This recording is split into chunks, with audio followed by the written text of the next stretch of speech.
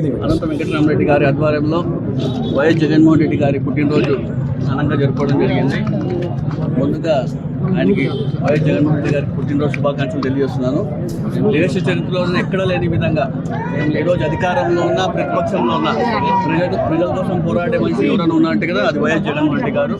గతంలో కూడా మనం చూసాం పేదలకు ఏ విధంగా ఆయన అండగా ఉండాలని చెప్పేసి ఆయన చేసిన పాదయాత్రలో ఏవైతే హామీలు ఇచ్చాడో ప్రతి ఒక్క హామీని నెరవేర్చుకుంటూ హామీలన్నీ నెరవేర్చిన ఘనత ఎవరు కూడా వైఎస్ జగన్మోహన్ రెడ్డి గారు. అదేవిధంగా గత పాలనలో ఏ విధంగా అధికారంలో ఉన్నప్పుడు ఆయన అనేక పేదలకు అనేక సంక్షేమ పథకాలు కానివ్వండి, విద్యార్థులు కానివ్వండి, వైద్యం గురించి కానివ్వండి, ప్రతి ఒక్కటి కూడా మేలు జరిగే విధంగా పరిపాలన ఇచ్చిన ఘనత కూడా వైఎస్ జగన్మోహన్ రెడ్డి గారు.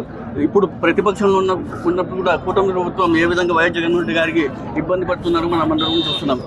ఈ 6 monthsలోనే ఏ విధంగా ఆయనకి ఇబ్బందులు ఎదుర్కొంటున్నారు కూడా మనమందరూ కూడా ఒకసారి గమనించాలా.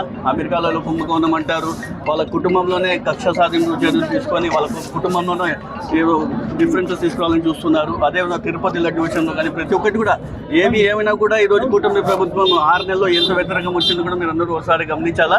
అవునప్పటికి కూడా ప్రతి ఒక్కరు కూడా కార్యకర్తలను ప్రతి ఒక్కరు కూడా ఏమైనా కూడా వైఎస్ జగన్మోహన్ రెడ్డి గారికి అండగా నిలవాలని తెలియజేసుకుంటూ రాబోయే రోజులు మంచి రోజులు వస్తున్నాయని తెలియజేసుకుంటూ మరోసారి వైఎస్ జగన్మోహన్ రెడ్డి పుట్టినరోజు